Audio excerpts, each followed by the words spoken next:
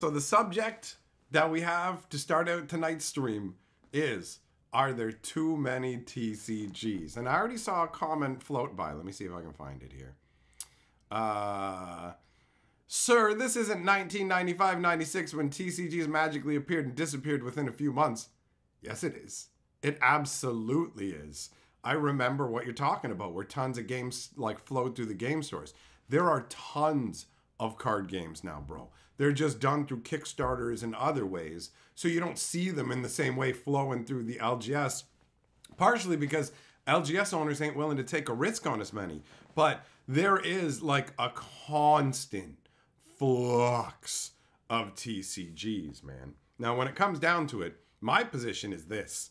The more the merrier, have at it. Most of them aren't going to survive. Most of them aren't going to get any kind of following, and they're going to wither and fade. Some of them will gain a little bit of purchase, and they'll be able to hang on to the cliff and still have their game going somewhat. But like, yeah, most of them do not have like the right set of circumstances for the game to flourish. Because the truth is, you can actually have a winning game with a winning concept, and that can still not be enough.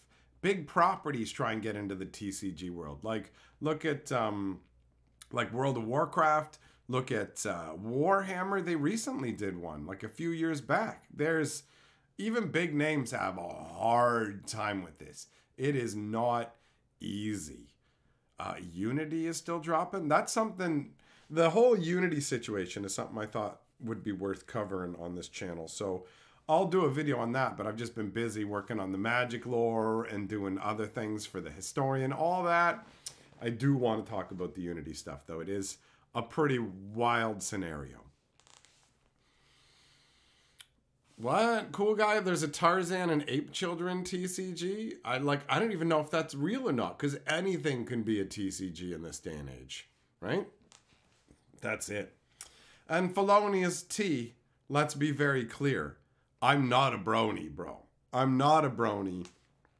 People have thought I was a brony in the past because I did have a My Little Pony shirt.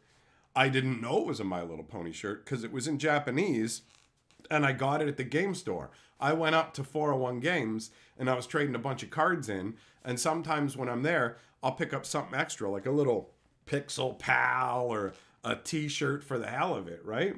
That's when I used to go up regularly. I don't go and do that anymore, but I used to quite regularly. So I grabbed a t-shirt. It was green, and it just had a bunch of colorful stuff on it. So I'm like, right on, I like the riot of color. It's got some horses on it, whatever. Didn't click in that it was My Little Pony. And people are like, bro, you're a brony? And I'm like, why are people saying I'm a brony? Like, and so I asked somebody, like, because you're wearing a My Little Pony shirt in your video, bro.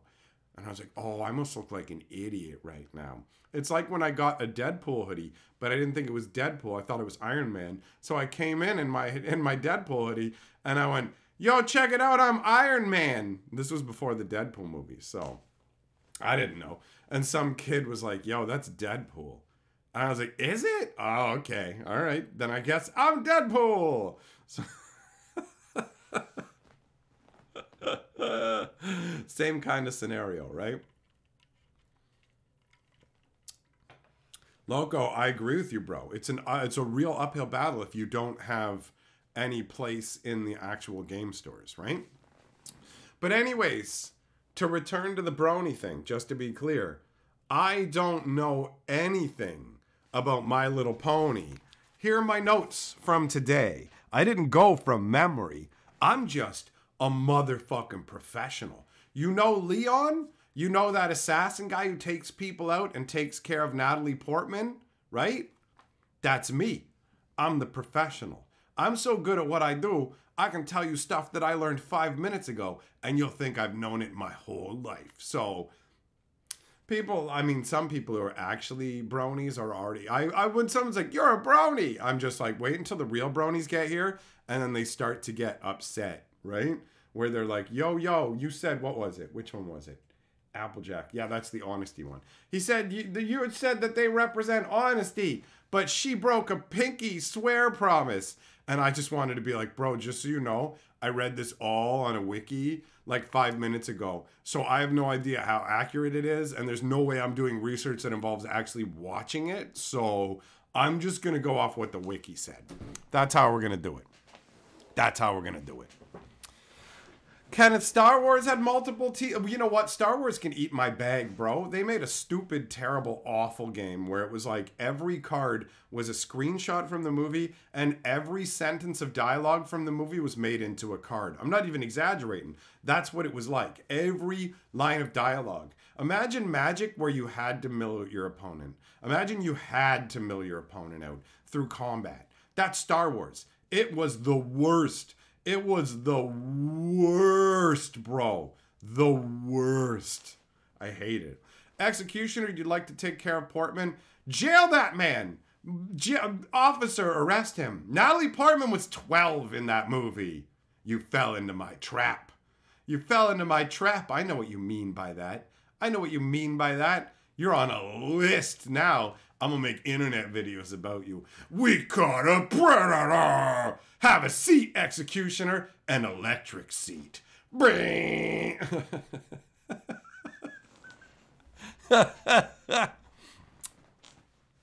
Brent says there's always been too many TCGs. They overcompete. There's never been enough TCGs. We always need more games and ideas. Both are true. Announcing the Desolator TCG. Prepare to get desolated. It will play awful death metal music when you open the box, and it will like rant at you. I would get that, actually. The cards rant. I would get that. How you doing, Desolator? How's it going, buddy? I was thinking about you earlier today. Cheers for how friendly you were when I first started out, bro. You know, there's a lot of people who talk shit about you for real. And partially it's because you're misunderstood. Partially it's because you're like me. You're also a fucking dick. So, you know, some of it is earned and some of it is totally unearned. But I don't think people give you enough credit for going around fucking like being nice to people. You were 1,000% angrier back then. Yeah, you know what, bro? I was angrier too. What are you gonna do? I was a madman. I was a madman. Heroes, you played and collected a lot of Shadow era. I don't even know what that is, bro. But I picture like hot ninja chicks with kerchiefs on their faces and throwing shuriken. Cha-cha-cha-cha-cha! Right? I'm just making shit up, but that's it. Shelton. Oh, you actually have a My Little Pony picture, and you're saying that my information was accurate. All right. Shelton's a brony. So I got the thumbs up from him.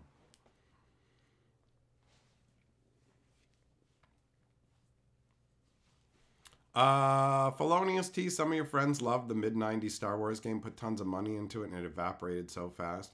Well, I don't know if you're talking about money evaporating or the game evaporating, but nobody really thought about card games from the concept of what kind of return am I going to get from it.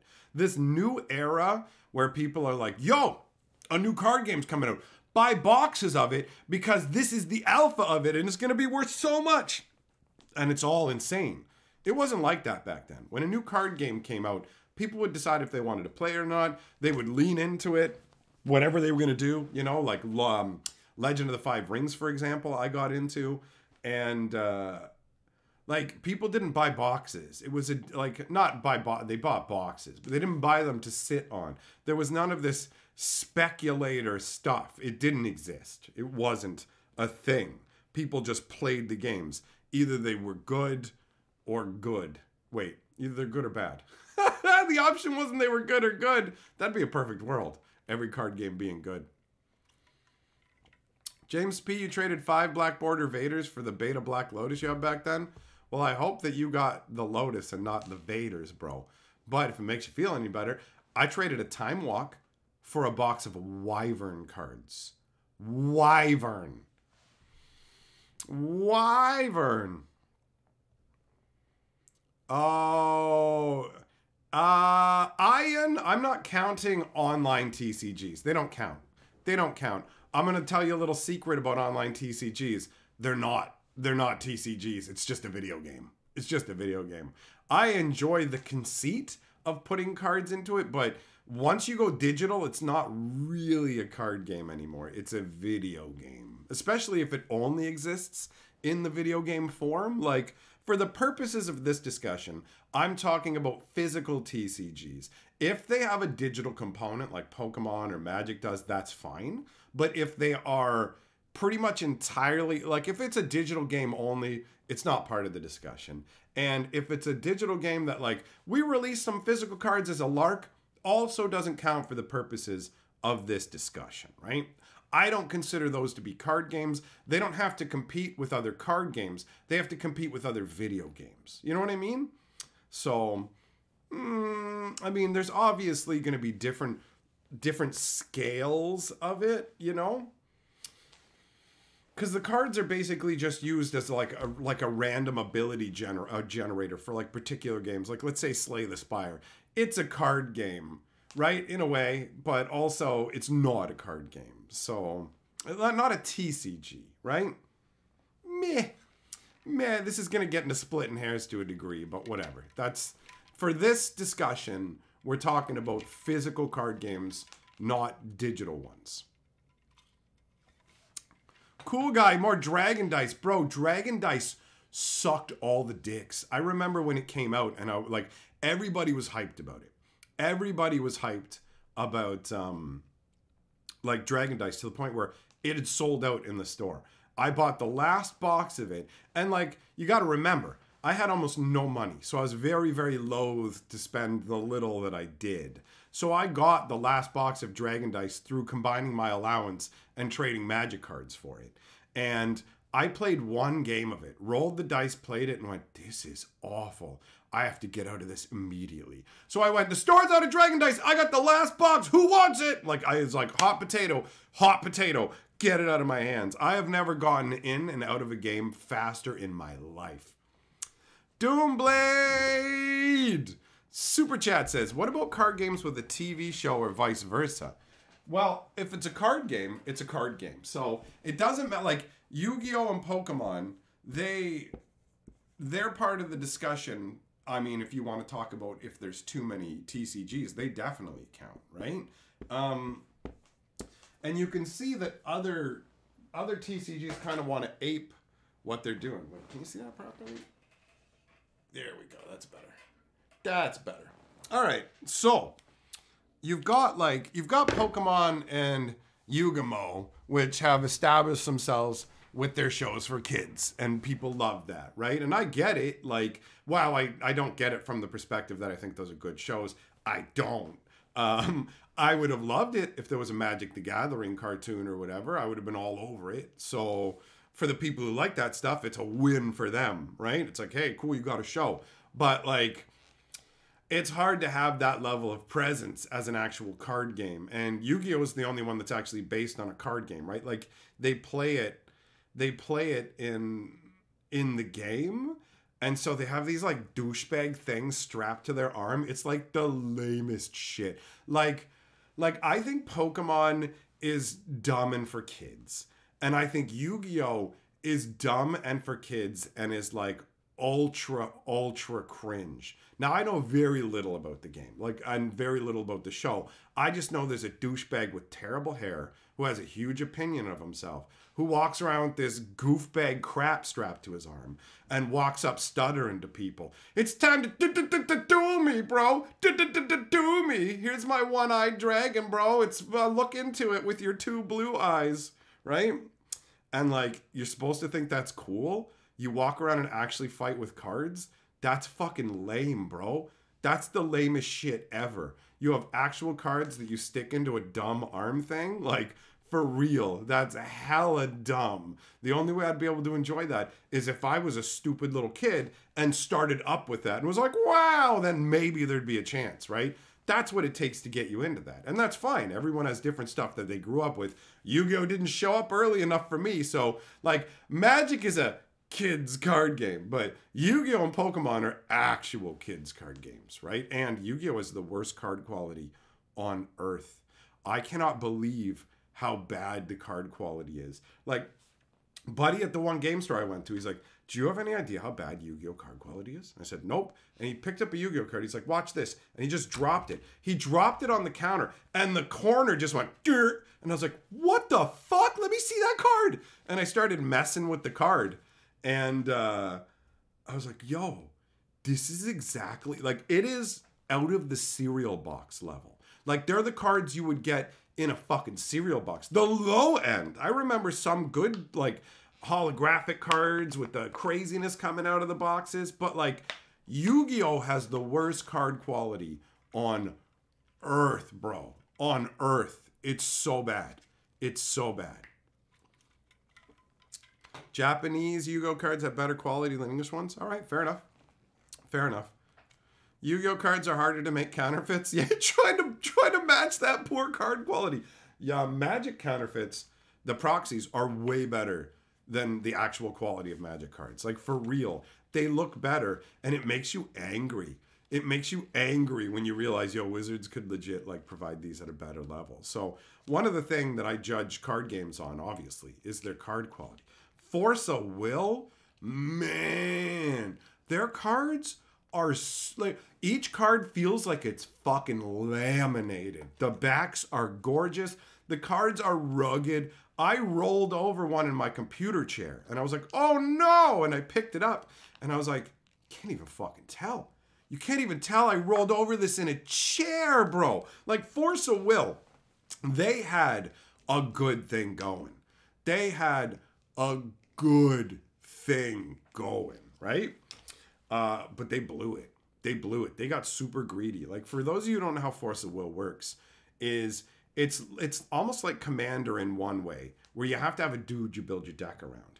Now, they did it where there's like only two, you can only get two people in an entire box that you can build your deck around. So if you buy a booster box, you're only going to get two dudes you can build a deck around. That's it, out of however many they put in the set. But then they made this one that you build your deck around, and like, you only get it if you buy like 3 booster boxes.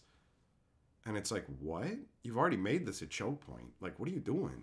And they're like, yeah, you got to buy multiple boxes to get this. And I'm like, this is not a good idea. Like, they had other cool stuff going on, like their point system and their ranking system. It was totally based on how many booster pack points you have. That's how I got in. How I got into Force of Will originally was somebody sold me a Magic collection and they hosed me. There was Force of Will in there. And I was like, what is this crap? And then I found a stack of Force of Will points. And I'm like, what are these? And I'm like, are these like popsicle points? Like, I asked the guys down at the shop and they're like, yeah, you can get like, you can get special cards. As you collect the points up, you can unlock all these special variations.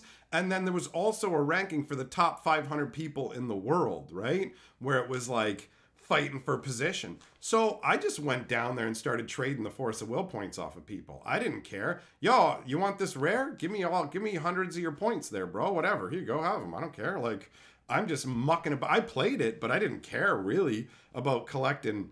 I'm building the best deck. I was just messing about with Carly and playing it for fun. But collecting the points was a real deal. So I collected up so many points that I got into the top 500 rankings. And if you're in the top 500, then you get a special printing of this super awesome fold-out guy. It's like 2 cards, right? So like when you get it, it's like this. And then you open it up.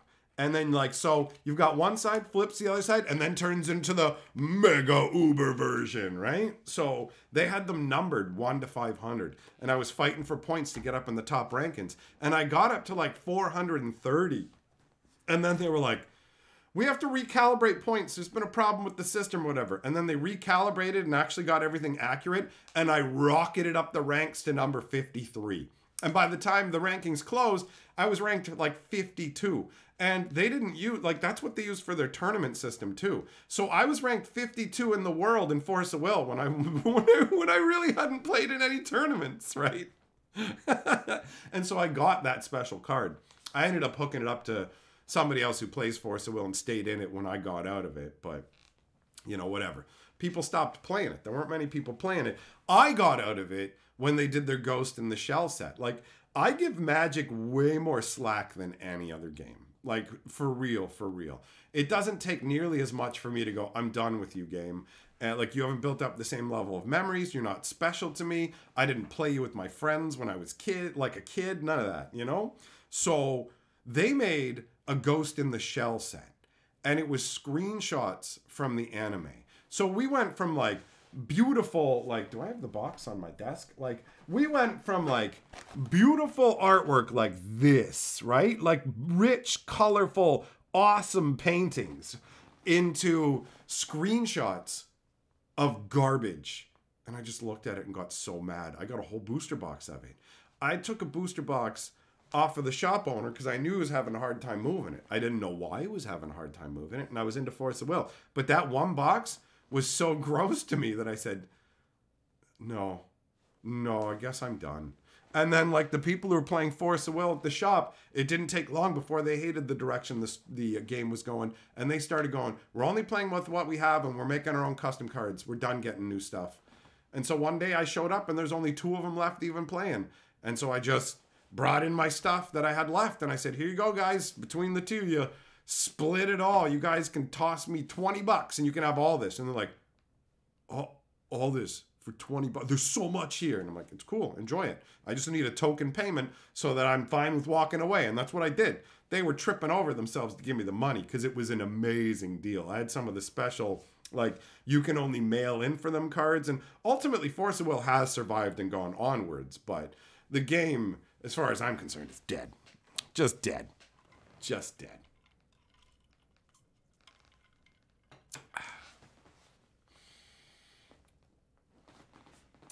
So yeah, we're living in an era with a crazy amount of TCGs. Some are making headway, some aren't. They have some of them have big plans. Like, I don't know how much you guys have heard about Alpha Clash. I did the product placement for them in the one video, and also they gave me spoilers for their spoiler season, and those have been posted up in the community section of the Magic Historian channel. So I also got this.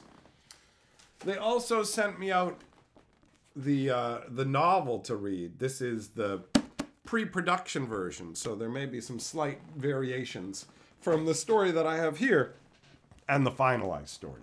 But these games have big plans. They do a lot of stuff, right? Like, oh yeah, that's right. Speaking of TCGs, look, I got a stack of Grand Archive right there behind me. This is the second set from Grand Archive. I have stuff from so many TCGs. They wink out of existence like Genesis did. Genesis winked out of existence, which is unfortunate. I went to the championships. That was cool. But then they got brought back, and they were purchased by a new company, and it's people who were involved with the game before. So we'll see how that pans out. It's pretty hard for small companies, you know, small Canadian card game company. But we'll see how it turns out, because like even companies with like more money in it, for example, MetaZoo, right? Like I've been involved with some MetaZoo stuff where they've sent me out, like, this was like in native spoiler packs. So there's like a special stamp on it and whatever. And it's cool. It's cool that they send me some stuff. I give them credit for doing the fun. Like some of the stuff they've done is fun, right? But it seems like for all the fun ideas that they're having, they have like a dedicated core of people, but I don't know anybody playing MetaZoo. I don't know any store that will carry it. Like, I only knew one store that was willing to really touch it in the first place. And when I asked them about MetaZoo, because I was open in the stuff I have, and I'm like, what am I going to do with all these singles? Maybe I can sell them to a shop. And the guy who runs the shop, like, there's multiple shops in town. There's different kinds of LGSs, right? You've got your LGS where it's like a hobby shop. The person who runs it, they run it for themselves. They want to play games. They're focused on that. And then you've got the full-on business version where they're like, yo, I'm selling anything and everything I can get. I'm selling it online. I'm selling it to the top bidder. I don't care. I'm making top dollar. But I'll sell anything if it will move. That guy, the guy who will sell anything if it will move, he laughed. He laughed when I mentioned MetaZoo.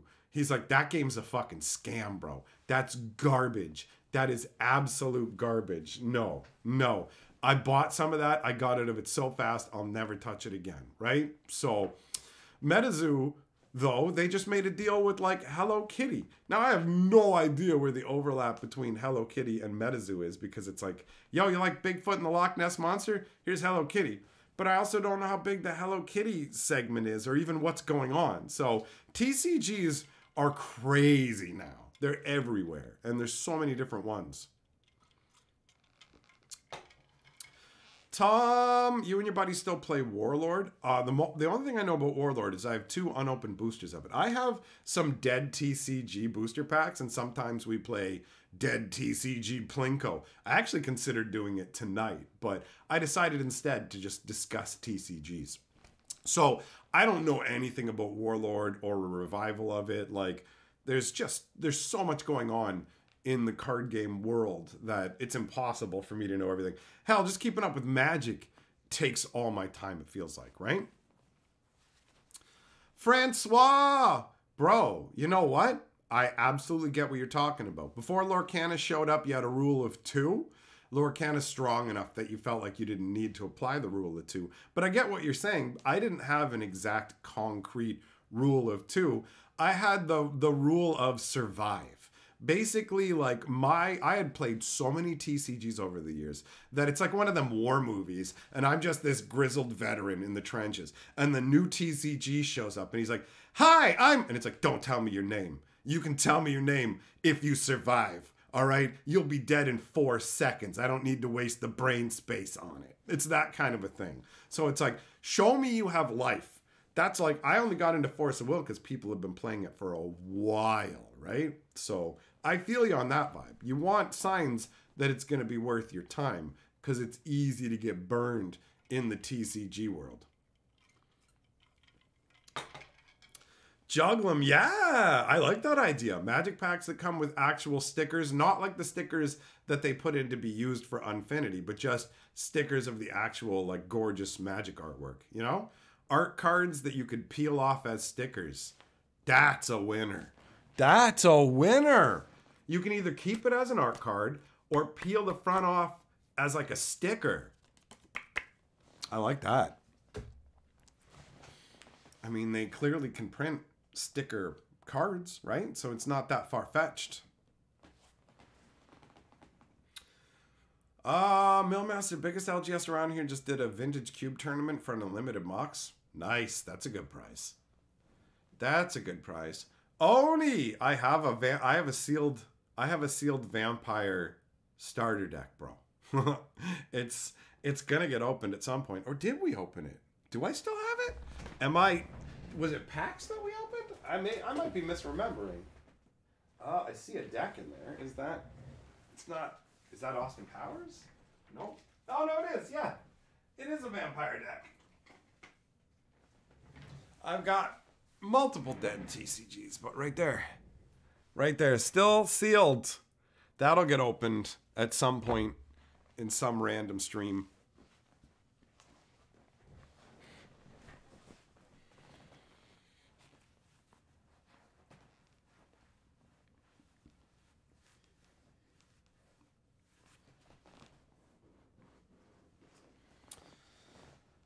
The question about whether Lorcana has legs is an interesting one. It's difficult to say for certain, but I will say this. The signs that I'm seeing at like, somebody actually left a comment today on my Lorcana is a disaster video going, 3 weeks later, is Lorcana still a disaster? And I have to say, it's got some really positive signs. Having recurrent players returning multiple weeks in a row to play in events, that it's like, yo, we got 10, we got 12, we got 14. It's like, okay, so you're seeing an increased number of people. They're coming back. Seeing how many people are playing Magic, it looks like you got roughly the same amount of people playing Magic. The demographic overlap isn't exactly the same. There are definitely more women playing this game. 100%. 100%. Like, it is evident. I was like, well, okay, you've got more of a demographic reach in that way. They've got the same pull for nostalgia for the people who like the old school Disney stuff. They've got the pull of people's kids and wanting to have something to do with them. Like, there's multiple layers that Lorcana can work that other ones can't really. And Disney also has the whole, like, in Pokemon, you're making each other fight. Yu-Gi-Oh, you're fighting or whatever. Disney's is the only one that's like, you're not fighting anybody. You're just bringing out pictures and learning lore. Like, you're just racing to lore. You're not attacking your friends. Like, there's all these little things that don't automatically mean anything, but are like strong indicators. The fact that people are buying singles, like a $50 Mickey sells, and then I see a $55 Mickey in the display case, and it sells. Like, I pay attention to what's going on with card games. Lorcana's already taken space in display cases and moving singles on a local, like, smaller city level. The game isn't a joke. It's here. It's real. Doomblade Super Chat! What about card games with toys like Back Again or dead games coming back? Revitalizing a dead game is impossible. It's impossible as far as I'm concerned. It's never happened.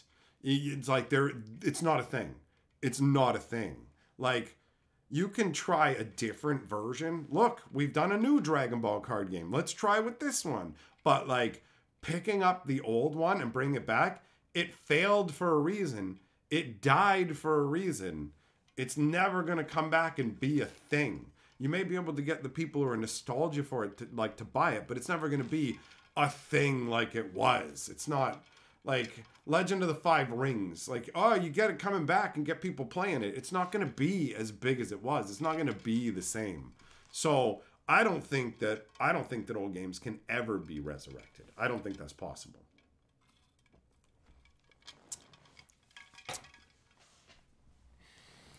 So yeah, I mean, you have the things that I would look for as signs of health. Are people playing the game? Yes. Yes, they're playing the game, right? There's demand for the product. Abso-fucking-lutely, there's demand for the product. I'm standing in the game store. I hear, yo, did you hear that they just announced the next set for Lorcana? And I was like, no, I didn't hear that, because I'm not obviously ear to the ground for shit on Lorcana 100%. I'm just picking up things as I stop into stores and stuff. And yeah, he's like, yep, just got announced. And then somebody walked in and was like, yo, can I like pre-order some of that? And wanted to pre-order Lorcana. He wasn't there for Magic. He wasn't there for Pokemon. He wasn't there for none of that. He wanted Lorcana. Phone calls coming in for Lorcana. Lorcana has people's attention.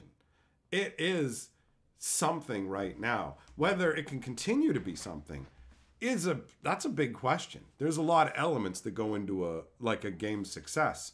I don't like that games can't be revitalized. Like, Keyforge is supposed to be coming back, but it's doomed. Keyforge is doomed, which is too bad, because it's a really cool concept. But if you sell people what they think is a chocolate bar and it's not a chocolate bar, they don't understand it and they don't like it. And that's what Keyforge is. Keyforge is a chocolate bar that's not a chocolate bar. It totally looks like a trading card game. It absolutely does. It doesn't look like what it is, which is not a trading card game. It's actually more of a board game without a board, which sounds ridiculous, but it's definitely not a trading card game because you can't modify your decks. You can't modify your decks. You're not allowed to do that. You can't take cards from one deck and put them into another deck. The entire balancing mechanic is the randomized algorithmic decks. So you can't step outside of that.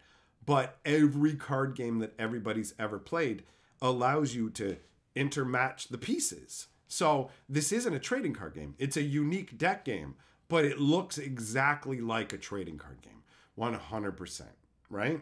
It's like buying a duck that you plan to cook and then you get it back home and you're like, okay, in all ways it's a duck, it seems like, except you can't eat it. You literally can't. It's not what? But what? How can this be a duck and you can't eat it? Like, that's like, people can't wrap their head around the Keyforge concept in that way. And so that's where they keep trying to go. I'm going to make a format, but you can't because the game's just degenerate if you go that route. Keyforge can't be treated like a TCG. You can't go the same way with it. And so it's too different. It's too different.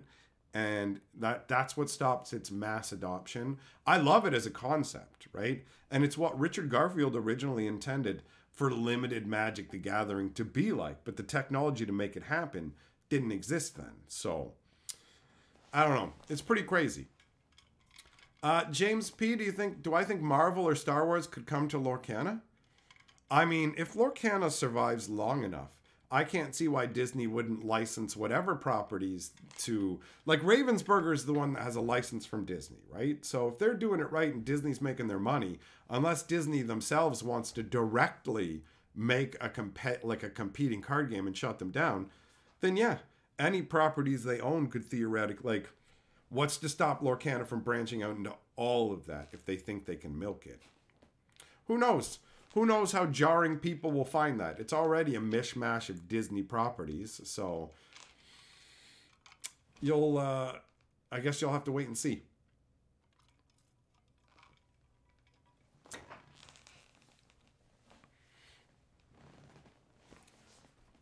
So yeah, there's a lot of ways that TCGs can trip up and fail. It's an absolutely brutal market to get into. If you get it right, you can basically print money because cards are not expensive to print and people pay princely sums. So it's like a gold mine, but the problem is that the mine itself is unstable and can collapse super, super easy. And you're not even guaranteed to be mining somewhere where there is any gold. So you've got to have a good game design. You basically have to magically have a secondary market like super fast. People have to be interested in buying the singles from your game super fast, because if it seems like there's no secondary market for your game, then people are going to be reticent. They will be like, I don't think so. I'm not gonna, no, that doesn't seem good, right? Like, not everybody, but a significant amount of people. Monetary value of card games is kind of a baked-in thing now. It didn't used to be that way back in the day, because when we started playing Magic, nobody was like, yo, this is going to turn into a sprawling 3 or 4 decade kind of thing, and there'll be big financial markets that spring up around it and stuff, and people will wear these cards as necklaces to show that they're rich to people. Like, yeah. Oh, and also your job can be a guy who talks about card games, like, on the internet. And it's like, what? Okay, what, man? The internet? Like, where we just go to chat rooms and the IRC? Yeah, sure, whatever. Like, everything is crazy now. Everything is crazy now. And so you have these huge speculative booms around games and all this insanity where people just pour all this money into it and there's nothing underpinning it. There's nothing to stop the collapse. And like it's just, there's a lot more hype than substance, right? Do I think Lorcana can survive without changing packaging? Yeah, absolutely. Absolutely.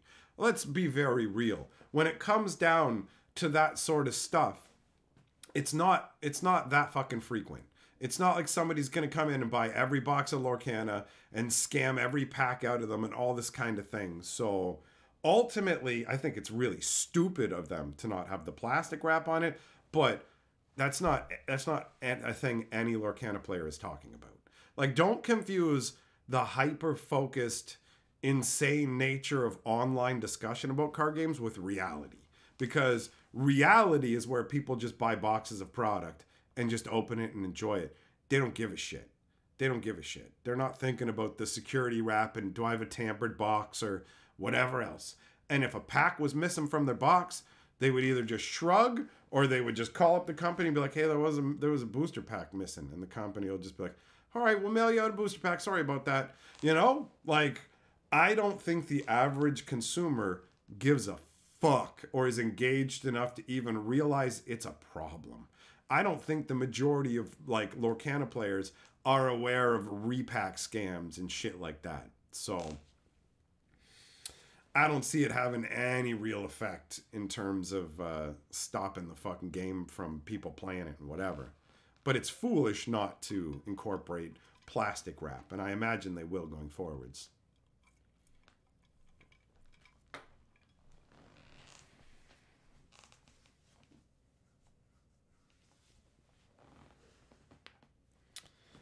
Raver, that is true. They could, they definitely could spice Lorcan up by letting you do interactive stuff on your opponent's turn. I don't know if the underlying concept they're trying to keep is that everybody gets their turn kind of thing, and you can't, you wait until it's your turn to do things. That might be part of what they're trying to use to distinguish their games from other people's games because they're intentionally looking for a less complicated avenue. They are targeting basically people who aren't looking for the level of complexity that you get from Magic. They actively want something simpler and less confrontational. Those two combined together, that could tap into a whole bunch of people. Who knows, right? Sure, people who are into Magic and other stuff might be like, nah, sorry, Lorcana's not complex enough for me. But that's fine. You're like the fancy boy who drinks the super elite coffee and you think that that matters. And then you're just like, nobody's going to put up with this when everybody else is just going down to the slop factory and getting some coffee and just drinking it and they're just fine, right? So like when you're like an aficionado of this kind of shit, you've lost touch with reality. Like on a certain level, because you don't know what it's like to be the fucking average person anymore because your experience is far from it. You're not living the average player life. You're hyper into it, man. Ultra fan level. It's a big difference. It's a big difference. Doomblade! Oh, taking the board from yourself. A bold move.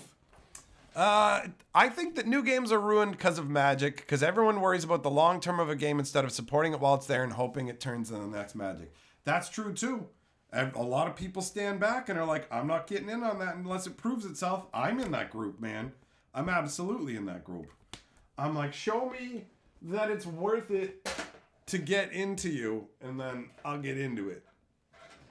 Although that was the, like, admittedly, that's been tempered by the fact that people now send me card games and stuff, so the equation changes when I'm not the one footing the bill. If I don't have to put money into trying a card game, it becomes significantly easier to try that card game, right?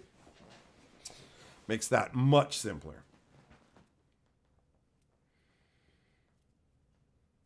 The guy at Ravensburger who developed Lorcana was the same guy who developed Kaijudo. Oh, okay. So it has Duel Master elements. See, I don't know anything about Duel Masters, so that's cool, man.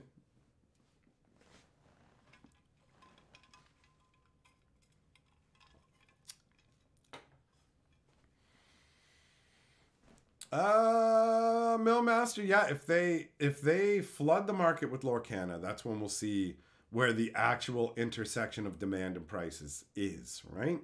The fact that multiple copies of the like a Mickey Mouse selling for $50, then $55, that foiled genie or whatever. I don't know if the deal actually went through, but someone was supposed to be coming to pick that up for a couple $100s. Like, the stuff is selling. Lorcana's genuinely selling. It's not some, oh, there's just manipulate. It's like legit.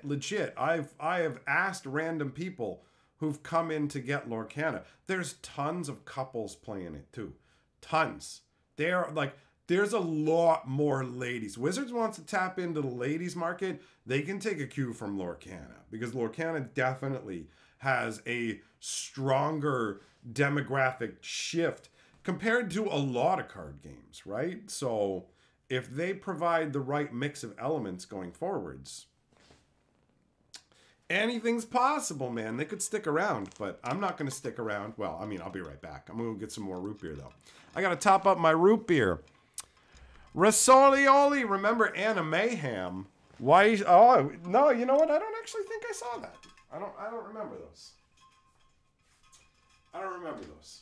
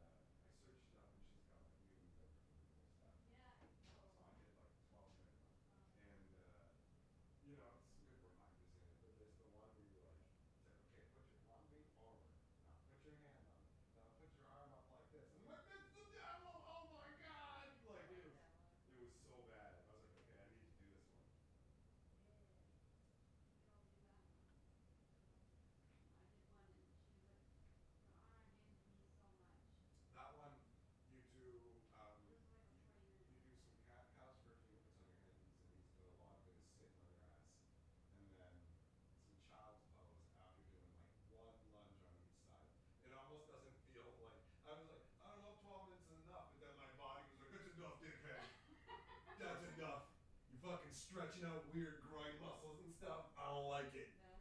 Yeah, it's fucking weird.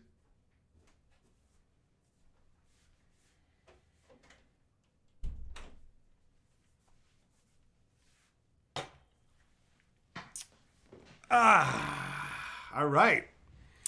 I'm back.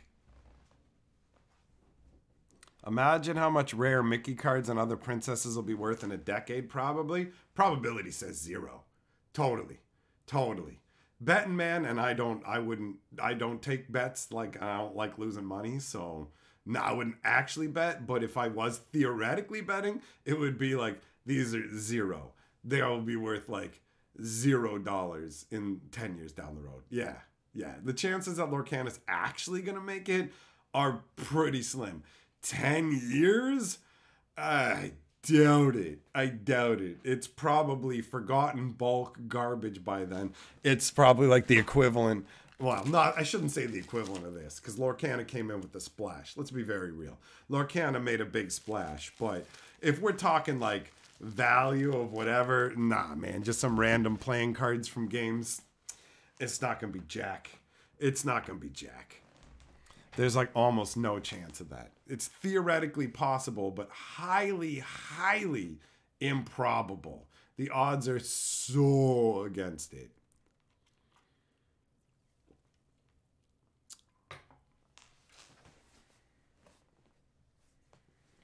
Lyric, your brother never played Pokemon, just collected the cards. Well, that was another thing too. You didn't need him to play the game. You just needed him to want the little Scoobledy Boobles. And it's just like, hey, don't you want Hatmon? It's like the ghost of a hat, and sometimes it fights wolves, bro. You catch it. You gotta collect them. Get it. It's cool. Don't you like it?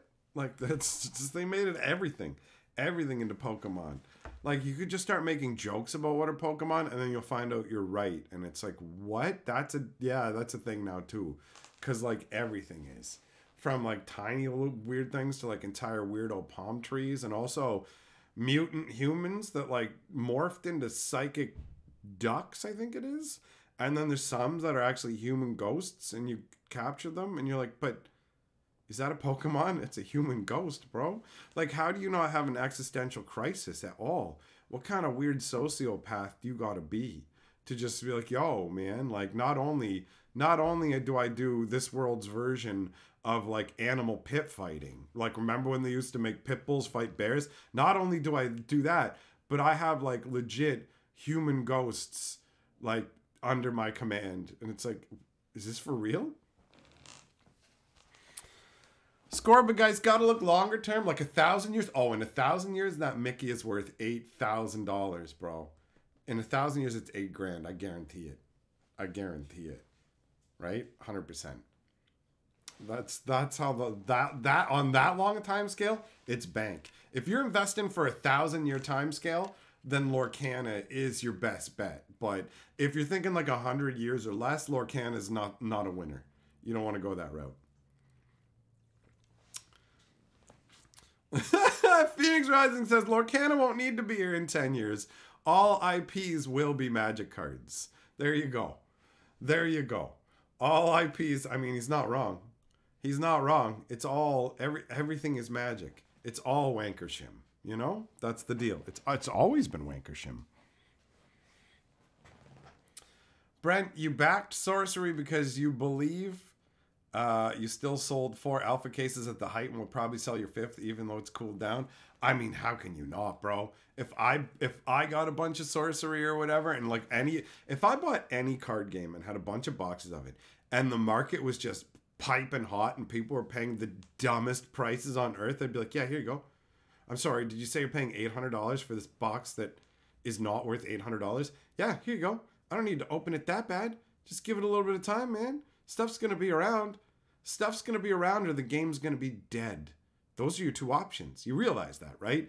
Either more is coming or the game's dead. So it seems like the only answer then becomes, yes, sell it. Sell it. I didn't sell my sorcery because, I mean, I did a video with it and stuff, and I played it with Carly, and it's opened. So, you know, I kept it, but I'm just saying. If I had like the hotness, I would be like, yes, please, money. Thank you. Humans are Pokemon. Don't you call me a Pokemon desolator after I said all those nice things about you.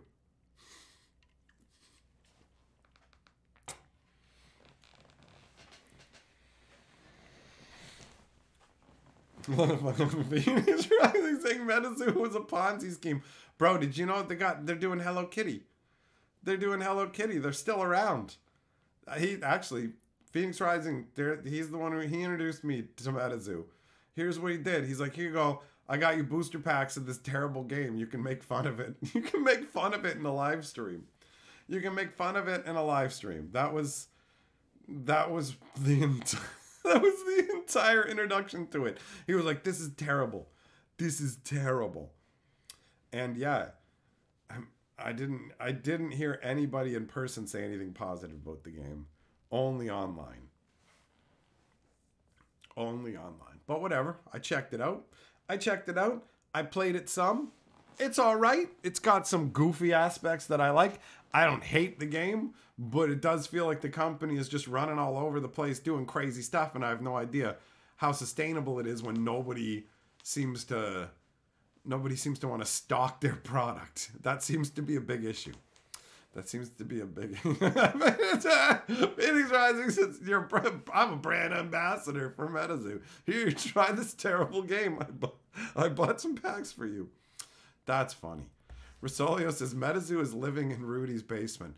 Poor Rudy has some fucking heavy bags for sure. I mean, I don't know everything, but like, they gave him like part of the company to be involved with it, right? So I'm sure like he has a bunch of it taking up warehouse space, and he's just looking at it going, motherfucker. No matter how much I play goofy craziness in my videos, I don't even know how I can spin it hard enough to sell this shit. I like Medizu sending me stuff, by the way. I like having some Medizu, but I can't, like, it's not a game I recommend to people. Like, I gotta be clear. Just because you see that I have something doesn't mean it's good. Doesn't mean I recommend it. Sometimes they just send it to me. So, I got Medizu, and, like, I like it, but I don't like it for you, if that makes any sense.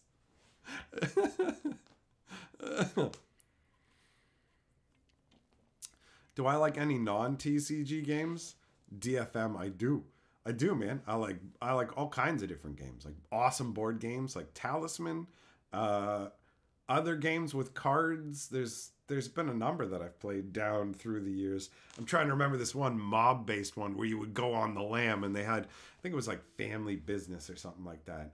I remember because it was an awesome game we played a ton when I was a kid. And then it became like impossible to find, and if you wanted to buy it online, it was being scalped for like $100. And I was just like, oh, not scalped, but you know what I mean. You know when people are like, they're like, I just have, it's not like it's I don't know how to explain it. It's like, they just know it's hard to get, and it's not like there's a crazy amount of people who want it, but it's just trying to squeeze. I hate it. I don't know how to describe it properly, exactly what I'm trying to say right now. I just hate that. I hate it. It's an old used board game, and it's just like, it's not like it's a super special game or anything. And there was like, I don't know, man. I don't know. Some people are going to be collectors and be like, it's fine for whatever. I don't even want to get into it. I don't give a shit. I'll just put it this way. I wanted the game. It was a fucking $100 to get it on like eBay, and they can suck my bag for trying to overcharge. Screw you for trying to milk my nostalgia that hard. And then I got it in a game auction for $1. I got it in a game auction for $1. I saw it and I was like, oh, and I'm like, the opening bid is $1. And I'm like, I'll go for $1. And I'm like ready to fight other people for it. And like, anxious, but like nobody else knew who it was or cared, knew what it was or cared. And I was just, oh, yay. And I just got it to play with. It wasn't to try and sell it on eBay or whatever else, you know? But whatever, man. Whatever. That kind of stuff happens with everything. It's why my baking costs more. Just whatever. Oh yeah, Resident Evil, Brian. I remember playing Resident Evil, and like we were playing it at a coffee shop. I remember because I was so tweaked that everybody else's characters had guns, and I was the knife guy. I was like, "Yo, this sucks. This sucks. We're in like a zombie invasion. Everybody has guns, and I'm the knife guy." But the game lets you do busted stuff with the knife guy. And once I figured it out, it was dumb. And I was like, never mind, I love being knife guy. And I won. That's all I remember was hating knife guy all until it clicked. And I went, being knife guy is being God right now. Yeah, let's go. Let's fucking go.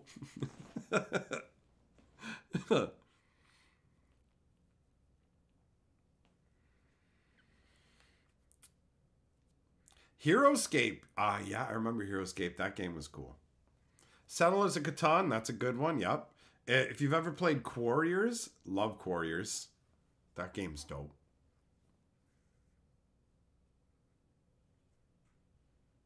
There's a lot of cool games. And there's tons of new ones that I haven't even tried. Like, you go into the game shop and there's just endless amounts of games. Just a big riot of color and images. Take your pick. What kind of an adventure do you want to have?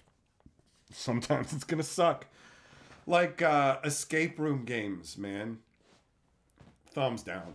I've been to 2 escape rooms and they're all right. They're all right. The puzzling and stuff. I mean, depends on who you go with. Depends on how messed up they are. Because they can just sit there being goofing around when you're just in the middle of solving a puzzle and they come up and just start moving stuff. And you're like, look, I'm the only one who's sober here. Stop that. Stop that. We're not going to be able to stop the Demon Lord if you don't stop this. You're both drunk. Let me try and stop the Demon Lord. But spoilers, if you're with 2 drunk dudes, you're not stopping the Demon Lord. That ain't happening. You're supposed to split up and figure stuff out. That ain't happening. But they're fun. They're fun. The little like boxed versions of them where it's like, can you escape? Like it's like, oh, daring escape. And then you just open it up and it's like a stack of cards. Can you escape this deck of cards? Oh, I feel claustrophobic. I feel trapped in here. I feel trapped. It doesn't translate very well. Risoli living card game formats. Oh, they did that with Lord of the Rings. They did that with Legend of the Five Rings. And that's a cool idea where you get expansions, but when you get the expansions, they give you everything. It's not like you buy individual boosters. You just buy this expansion. Here's the next stack of cards. You can mix these into your gameplay. I like that kind of stuff better, right? It's akin to Talisman, where you would buy the little box sets, and the box sets would add 4 different characters, a stack of new cards, sometimes a little new city square ad or different, like, I like that. I definitely like that. Villainous, I've never played any of the Villainous games, but I do remember seeing the boxes on the shelves in the game store and thinking that they make very attractive looking boxes. Millmaster been playing Dune since the 80s. I played Dune once. I didn't know anything about Dune. I ended up as the Emperor and I got everybody's spice. When they spent their spice, I got it. All spice flowed to me. That's all I remember. That's all I remember. That's right, Avalanche. Knife guy. Knife guy for the win.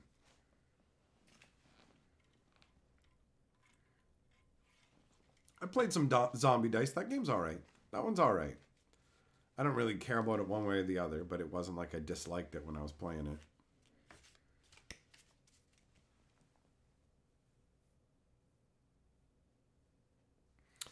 Mad Cow, yeah, you're not wrong, bro. The side hustle era does have a lot of effect on card games as well, because there's the shops that are actually like, yo, I'm in the business of selling singles and stuff like that. And then you've got backpack dealers who are just like, I own a collection of cards, therefore I am a store. You should pay me accordingly. And it's like, nah. Nah. Space Hulk. I think I played Space Hulk. I vaguely recall that. Cool guy, you have a Doctor Who version of Zombie Dice? Huh, I didn't know that existed. Big Villainous is a good game? Cool. Yeah, there's too many out there to have tried all of them. And obviously the state of the world over the last few years also made it harder to get together in game. So I gotta like reestablish more going and hanging out with people, because when I run into my friends, they're like, yo, I miss when we used to hang out and record and do stuff together. And it's like, yeah, I know, we gotta do that. We gotta do that more often. So I'm getting together like a game testing group basically, and I'm gonna get new games and we're gonna try them, because people want to send me games and stuff too. So, and I have some games kicking around that I haven't gotten to play yet. So, especially when it comes to card games, I need my friends to help me out with that, make it easier to test them out, and then Carly doesn't have to always be roped into it, because she doesn't always want to play card games with me. And did I play Grand Archive already? I did. I played Grand Archive with Carly. I got 3 of the starter decks and some boosters. We played, and I made a video about Grand Archive. It's on this channel. So at some point, I'm going to be checking this stuff out too, and I'll be talking about that. I don't know if it's going to be in a video or a live stream, but that'll be coming too.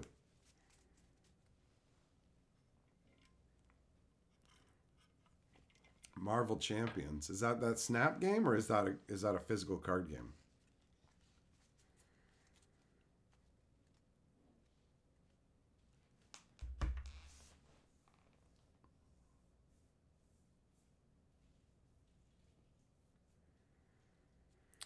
Fantasy Flight. Oh yeah, Fantasy Flight doesn't want to give up the Star Wars license, right? That's very true. Rasoli, it's 14 years since you got Space Hulk and you barely started painting the minis. Ain't that how it always goes? There's always minis waiting to be painted. That's why I ended up selling off like almost all of my miniature collection. I have almost nothing left now, because it's like I'm never going to get around to assembling and painting these. It's all just a giant pipe dream. It's all could have beens and the delight of possibility. Unexplored futures that ultimately will never be explored. So at a certain point, you gotta cut it down, you know? Stick with what you're actually gonna use.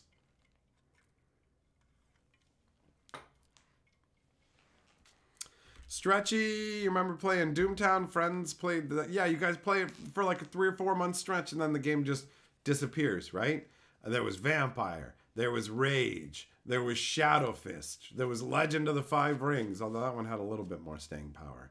There was all these different card games, man. I remember. What up, Esoteric?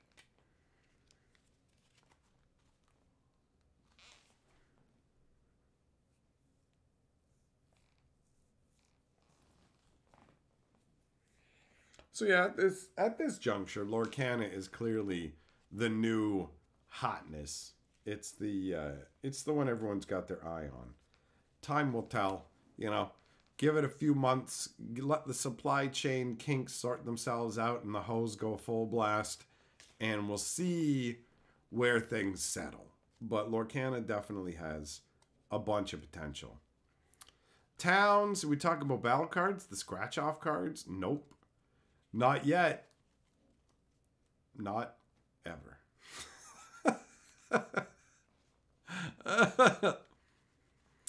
Cam, you liked L5R more than Magic? It was alright. I liked Legend of the Five Rings, but love Magic, bro. Loved it then, love it now, right? Bro, I have fun still playing Chandelar. Good times. Good times. Also brutal times, as I just get beat down.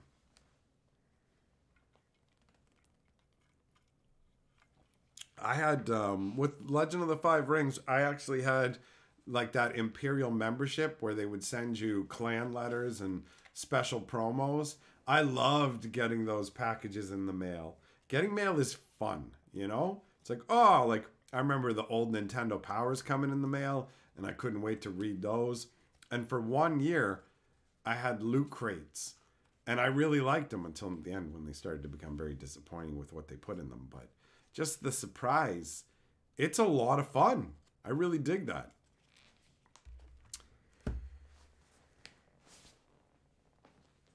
Lorcana won't make it till it gets a Chandelier-like game. Yo, it's got Pixelborn, right? People are playing a ton of digital, although it doesn't really do anything for the game makers, right? They're not making any money off that, but it does show that a bunch of people want to play it.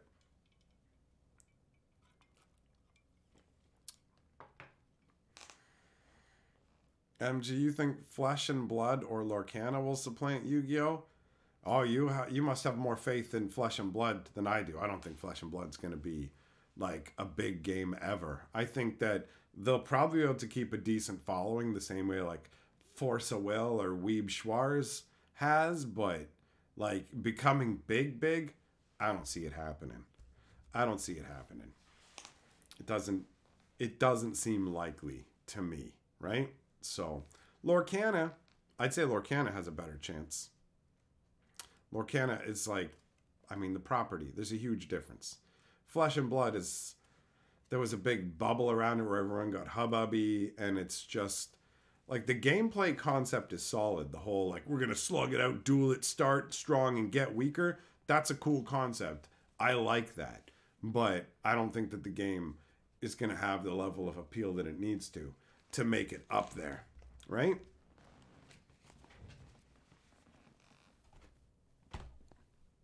Oh, there it is. It's like, where'd I put that bag of Spawn cards?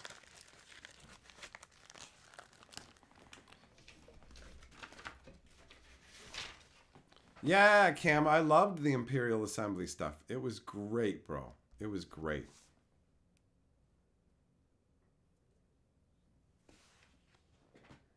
Millmaster, I'd rather have the Nintendo Power, bro. That's what I'd be the one giving the other one in that trade. That's how I do it.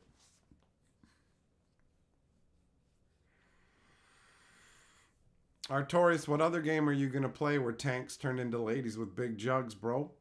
Huh? Where are you going to find an aircraft carrier that can suck you off, huh? That's it, man. I'm done with all the other card games. I just talked myself into becoming a Weeb Schwarz. It's exclusive. I'm going exclusive Weeb Schwarz from now on. Fucking anime tits to the moon, baby!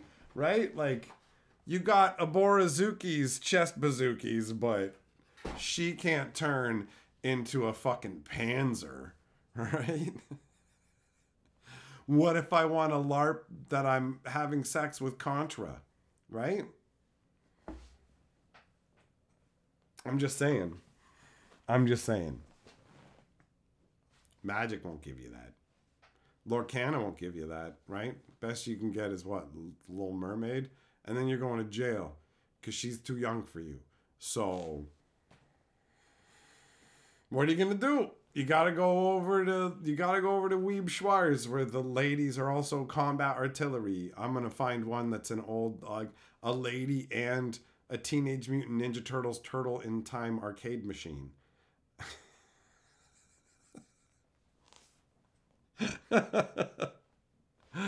Oh.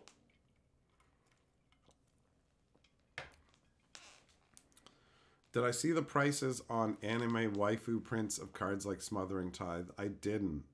The one where you can literally hear the anime laugh in your head.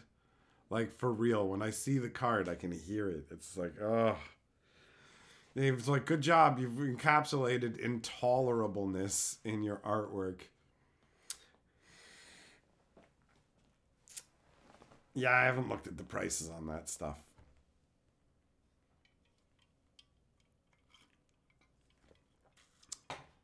I do know that pretty much all the value for Wild to Veldrain is like in some of the mythics and then in that enchantment side stuff. Like the way things are going now is pretty wild.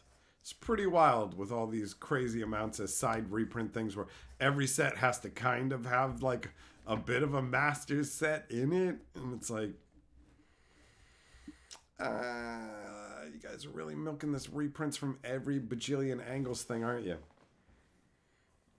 Oh well, whatever, whatever. At least there's some cool artwork and some funky stuff to enjoy. I don't like the um, randomness of some of the anime artwork. It feels like, where when you look at it, you go, "What? Does this connect? What is this?" You know? It's going for 5 times what the normal print is. Oh yeah, the waifu tax is definitely in Magic. I did a video basically however long ago saying that exact thing. I was like, there's a new tax on Magic, and I was talking about the waifu tax.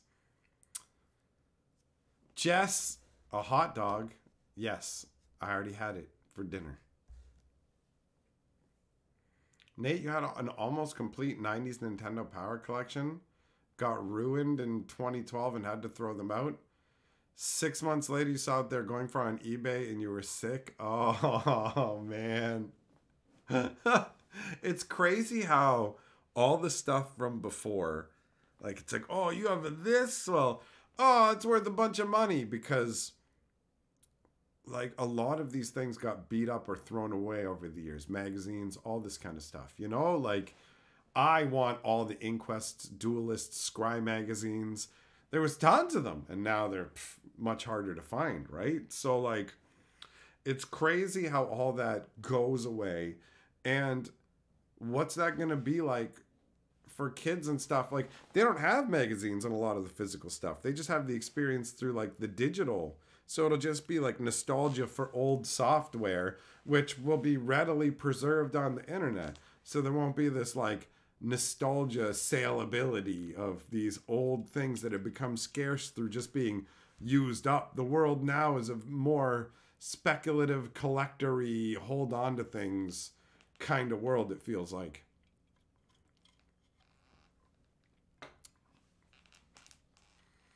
Yeah, Mad Cow, I like that John Avon Secret Lair as well, bro. It's dope.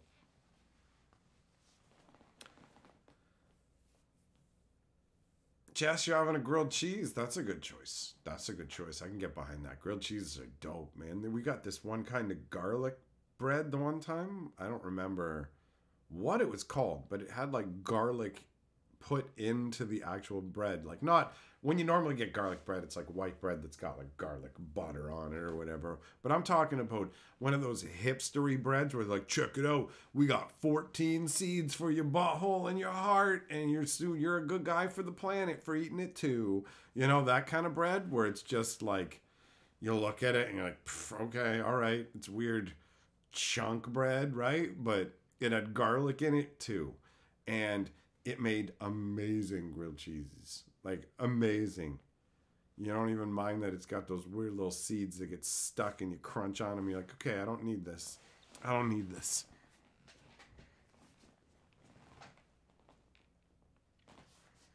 Artorius, yeah, those magazines did have exclusive cards for dead TCGs. All worthless now.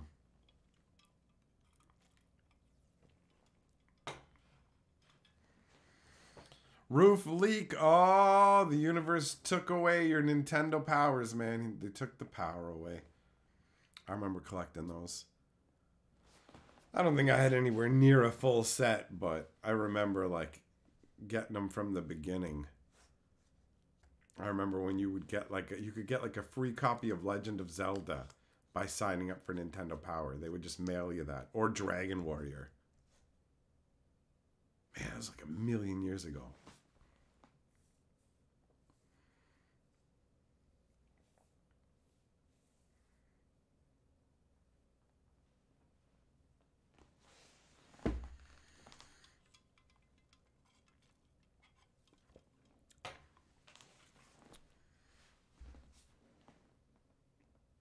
Shotter, you want Keyforge? Well, guess what, buddy? They're apparently doing a revival of it, so you can get some.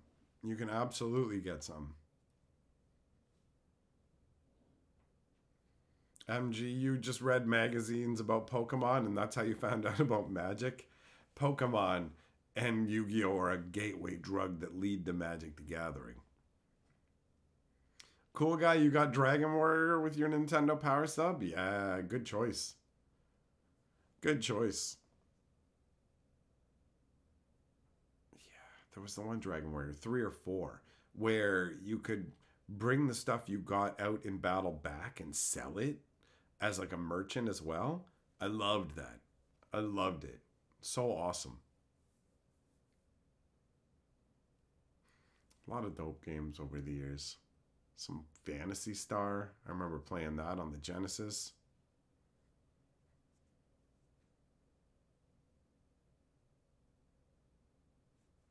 Such a different world now. There's so much more stuff. It's awesome. There's access to like everything. You know what we watched last night? There's no way you can know what we watched last night. So I'm just going to fucking tell you. We watched Coneheads, the movie. The movie. Like, you know, Coneheads, the Saturday Night Live sketch from a million years ago, like the 80s or whatever. Like, they had a movie. And it was better than I thought it was going to be. I was like, all right, we'll watch Coneheads, you know, we'll watch this old Coneheads movie. And I'm just like, yeah, it'll be fine. Throw it on the background. It's no big deal. But it's way better than I thought it was going to be. And I'd seen it before. I just remembered it as a run-of-the-mill movie because movies used to be like better back in the day. So I had higher standards. And now I'm like, yo, it was great. Like, well, maybe great's an overstatement. You know, maybe I'm being a little bit hyperbolic. But it was entertaining. There's a bunch of entertaining stuff in Coneheads. And you can tell they put a bunch of effort into it. Like genuine effort to make that movie. And at no point did I say this movie is stupid, right? I was never like, this movie's dumb and the writing's terrible. That happens a lot with current movies. But you know, Coneheads is a documentary. What are you talking about? Maintain a low tone. Like some of the stuff. Just the rewording of common human phrases and stuff like that was really well done. It was very enjoyable in that regard. Oh, cool guy. The Dreamcast was one I never got to play. I never got to play the Dreamcast games. I played a bunch of different consoles, but never that one. All you remember was the Chili Pepper video for that song? What? Did they have a Red Hot Chili Peppers song in that movie? Daniel, oh, big fan of Coneheads. Right on. Gamefly. Was that a magazine? Yeah, there you go. Maintain low tones. I am your parental unit.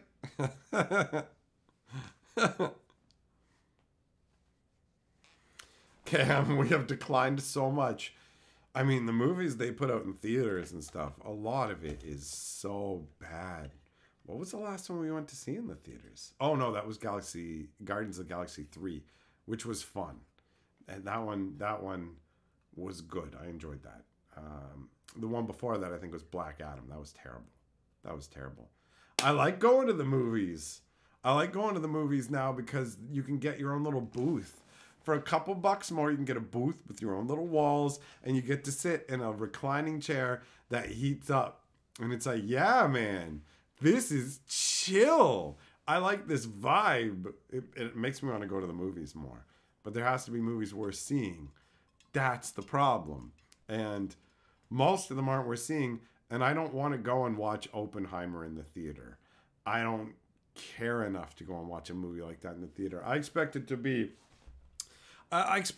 a tour de force, and also I absolutely don't care. Do you know what I mean? Do you feel me? Where I'm like, it's probably got a lot of great acting, and the entire moral quandary, the conundrum of the creation, all of it, right? That's wild. That's wild to have all that happen, right? But I find myself completely disinterested. I simply have no interest.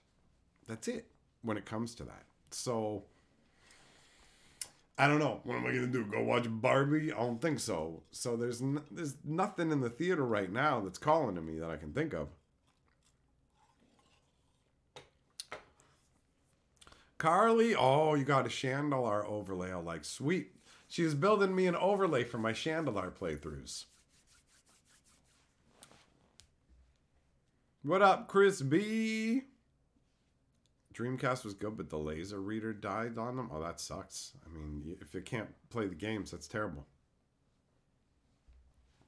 Skies of Arcadia. Never heard of that one, Artorias. Juggling. Yeah, drive-ins are awesome, bro. Like, they're dope. MG, yep. Arena is Unity. So I'm somewhat aware of what's going on with the Unity stuff. I plan on looking into it a little bit more so I have more information, and then I'm gonna put out a video about it. That's the plan.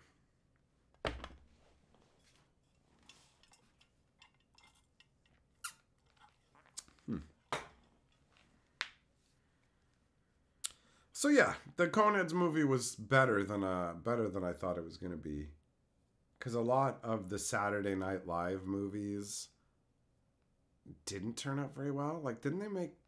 I don't think I ever saw it, but I presume it's absolutely terrible. Is the It's Pat movie, right? Although actually, it might be entertaining to watch now, just through the lens of the current world. It might be. I don't know. But like, I just remember the Pat concept from Saturday Night Live being very, very dull. Like, very boring. I was like, where's the comedy? Right?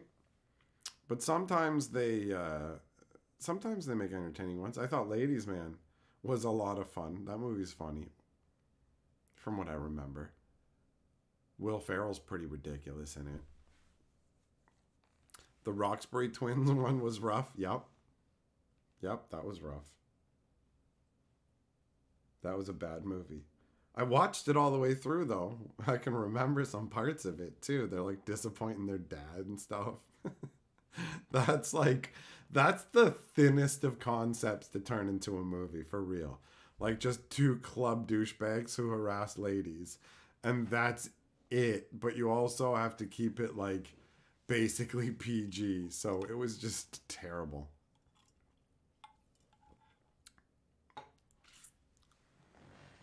Cool guy, gonna watch Daria. Oh, they made a spin-off show for her for Beavis and Butthead, didn't they? I forgot all about that. Daniel, you're sorry for my lost time on that movie. What are you gonna do? What are you gonna do?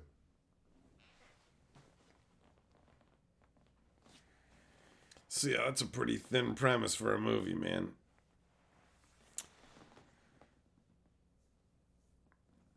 Yo, I don't know how you can put A Night at the Roxbury alongside Zoolander and Anchorman, because, like, Zoolander's pretty good. Anchorman is top fucking notch.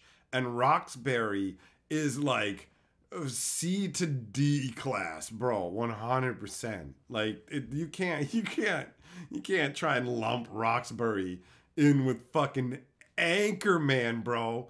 Like, if you were just trying to put Roxbury and Zoolander together, then I would have somewhat of an objection.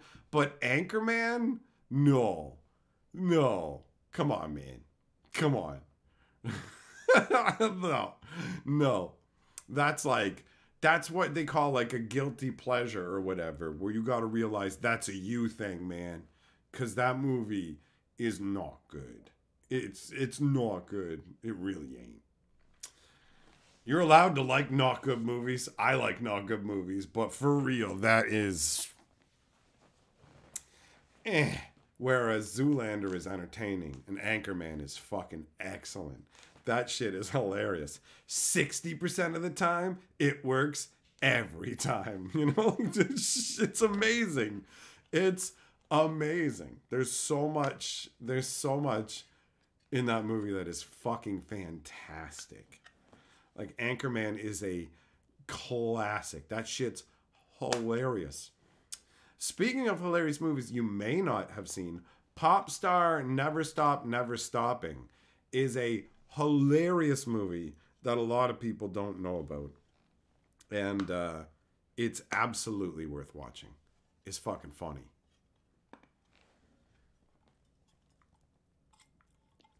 Artorias, Tropic Thunder is a fantastic movie. That shit's hilarious. Wayne's World, I never cared for it. I never gave a shit. Like, I don't know. I just never cared. It's like, okay. There's Wayne World, guys. There they are. Party on, guys. Oh, wait. No, that's Bill and Ted who says it. Or maybe they say it too. I don't know. But I do know that Buddy was dating Tia Carrere or whatever that her name was in the movie. That's what I remember. I remember her and a snake and some other guy wanted to pork her, and it was like, no. And then, I mean, I'd rather watch that than, what's that one? The Turtle Club one. Master of Disguise. Oh, awful. Awful.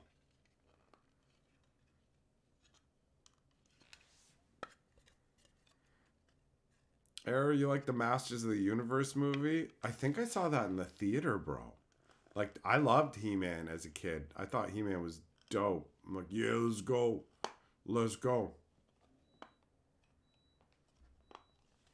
Carly, oh, that Kit Kat bar is... Oh, I'm going to try some of that Kit Kat bar then. All right. Good times.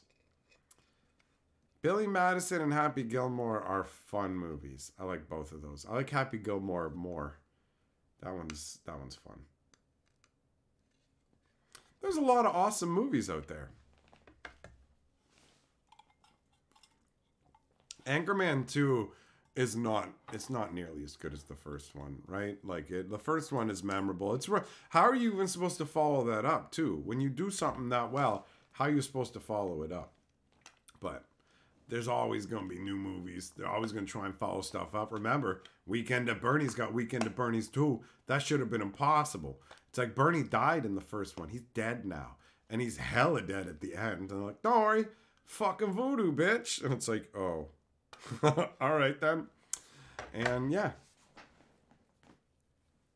Bubble Boy. I don't know if I've ever seen Bubble Boy. Hell Comes to Frogtown with Roddy Piper. What? Zoolander 2 is terrible. That's not good. But it does have some memorable shit in it. Isn't that the one with with Will Ferrell as Mugatu? And he's like, I feel like I'm taking crazy pills. Like that is my favorite Zoolander anything, right? Out of all of it. That's my favorite.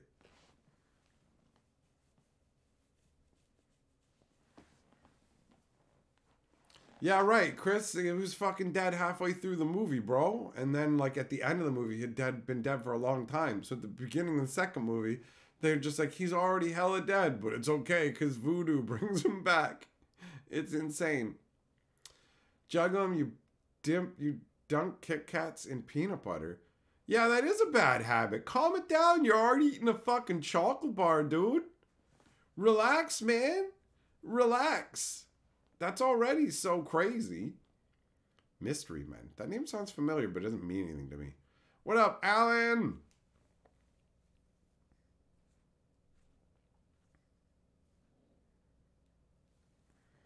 Hot Rod. Yep, I've seen that one. That was funny.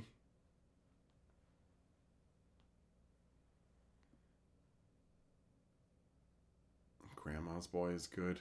There's a lot of dope movies. We need more good ones coming out now.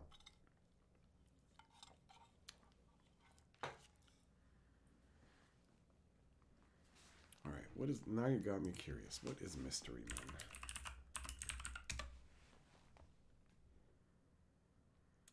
Wait, what is this? It's a superhero comedy from 1999. It's a fully functional superhero spoof with above average comedic cast. Is it Marvel or DC, people ask? They're a team of superheroes in Marvel from the 30s? Alright, I'm curious now. You got me curious. Blank Man. Is that Damon Wayans one that's terrible? It makes me think of Meteor Man. I liked Meteor Man. I saw Meteor Man in the theater and I liked it. All right? I'll say it. Meteor Man is probably a really bad movie. But I like Meteor Man. I'll say it loud and proud. I like Meteor Man.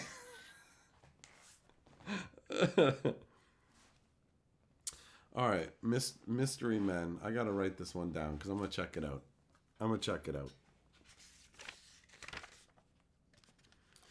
Oh, by the way, whoever said Shanghai Noon and Shanghai Nights, they were right that Shanghai Noon was fun, but Shanghai Nights was not.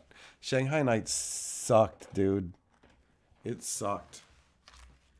Callaway, doesn't The Rocketeer suck, bro? Doesn't that movie suck?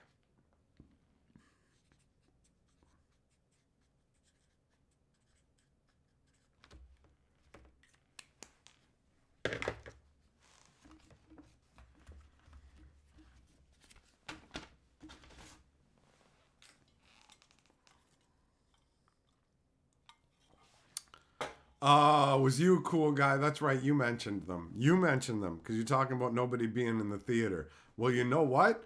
I hope nobody was in the theater for Shanghai Nights because that was the terrible one. That was awful. It was awful, bro. The first one was good. The second was bad. Bo Falcon, you liked Rocketeer? It had Jennifer Connelly in it. Oh, she's smoking hot, man.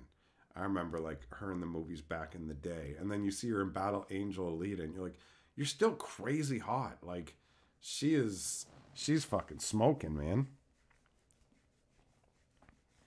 Callaway, you saw it when you were a small kid? Fair enough. I haven't seen The Rocketeer in forever.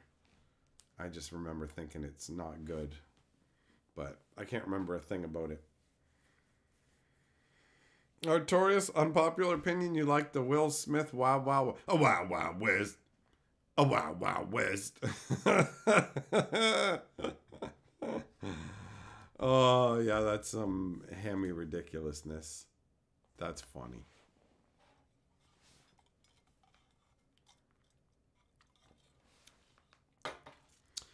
Dark City. Yeah, I remember that one. I remember some stuff about that one. Oh, wait. Am I thinking Sin City? Maybe I don't know Dark City. Kung Fu Hustle. Yeah, Towns. That was a good one, bro. I enjoyed that movie. I enjoyed that film. But now, yeah, I'm curious about Mystery Men. Had Steve Martin in it. Man, when it comes to Steve Martin, I find him to be like very hit or miss. In certain things, I really liked him. And in other things, I was just like, oh, I can't stand you, bro. You know?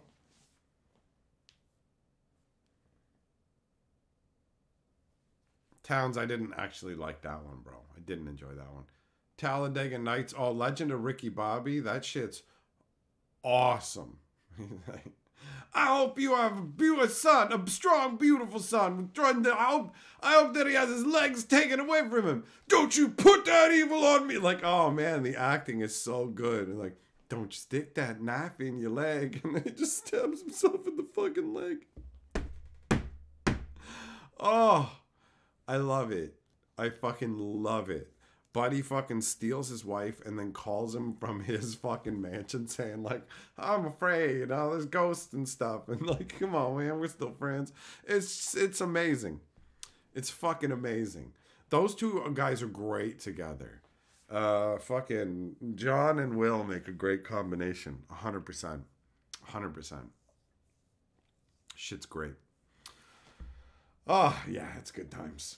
Anyways, thanks for coming and hanging out, my friends. It's been nice having a chill discussion with you. And we will get back together tomorrow, all right, for another stream. Until then, the Chainsaw Man cometh. So it's time to run.